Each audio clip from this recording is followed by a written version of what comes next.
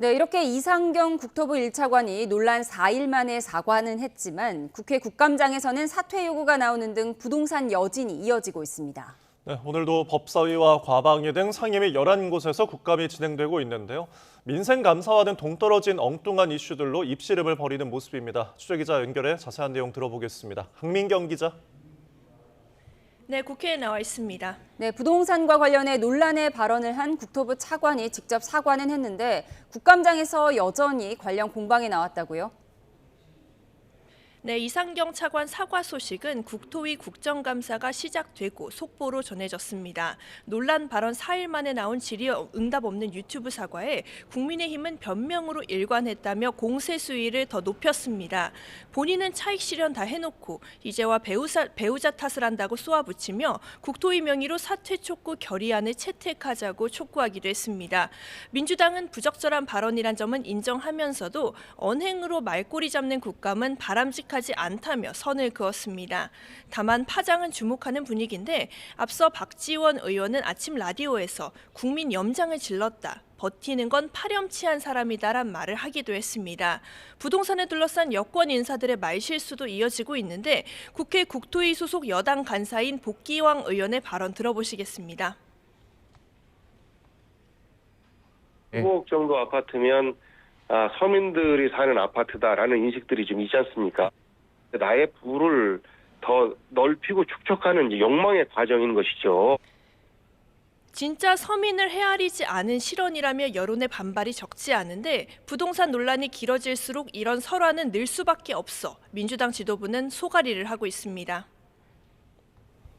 네, 부동산 민심은 참 예민한데요. 여야 아침 회의에서도 부동산 이슈가 화두였죠? 네, 민주당은 재건축 초과이익 환수제의 완화나 폐지 가능성까지 시사하면서 공급 확대에 방점을 찍었습니다. 국토위 간사인 복기왕 의원은 주택시장이 안정될 수만 있다면 재초안도 얼마든 결정할 수 있다고 했고요. 또 문진석 원내 운영수석도 국토위 차원에서 논의되고 있다고 전했습니다. 주택시장 안정화 TF를 이끄는 민주당 한정혜 정책위의장은 아침 회의에서 수요에 부합하는 주택 공급 대책 마련에 역량을 집중하겠다고 말했습니다. 도심 내 노후 시설과 유휴 부지를 활용하고 법안도 재정비하겠다고 약속했고 동시에 여당이 코스피 상승을 견인했고 민생 법안 처리에도 전력을 쏟고 있다는 점을 부각했습니다. 부동산에 쏠린 여론의 시선을 돌리려는 노력으로 읽히는데 관련 발언 들어보시겠습니다. 대한민국의 성장을 원한다면 국민 성장 펀드 관련해서 또 주가지수 상승 관련 ETF에 참여하여 주가지수 상승의 과실을 맛보시기를 권합니다.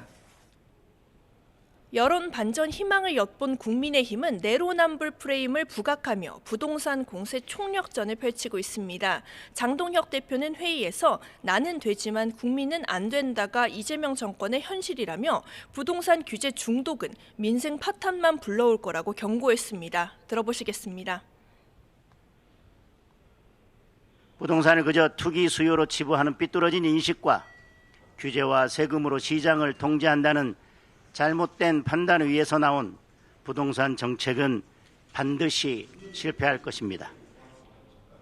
국민의힘은 공급 확대 등 야당만의 정책 대안을 제시하겠다고 예고했는데 부동산을 고리로 내년 지방선거에 판을 뒤집겠다는 전략으로 해석됩니다. 네, 나머지 국감 진행 상황도 짚어보겠습니다. 법사위와 과방위에서도 여야가 충돌하고 있는데 정작 국감과는 동떨어진 사안이라고요? 네, 먼저 법사위, 검찰청 감사가 예정돼 있었는데 엉뚱하게도 불꽃은 김현지 대통령실 일부속실장으로 튀었습니다. 국민의힘이 이재명 대통령 재판에 관여했다는 의혹이 제기된 김현지 실장을 국감 증인으로 부르자고 한 게 발단이 됐습니다. 국민의힘은 이 과정에서 이 대통령과 김 실장을 가족 공동체로 묶거나 부패한 지자체장이 나오는 영화 아수라를 비유로 들었습니다. 이에 반발한 민주당은 김 실장을 둘러싼 거짓 소문을 퍼뜨리는 주체가 다름 아닌 야당이라고 쏘아붙이며 법사위의 불을 하등의 이유가 없다고 선을 그었습니다.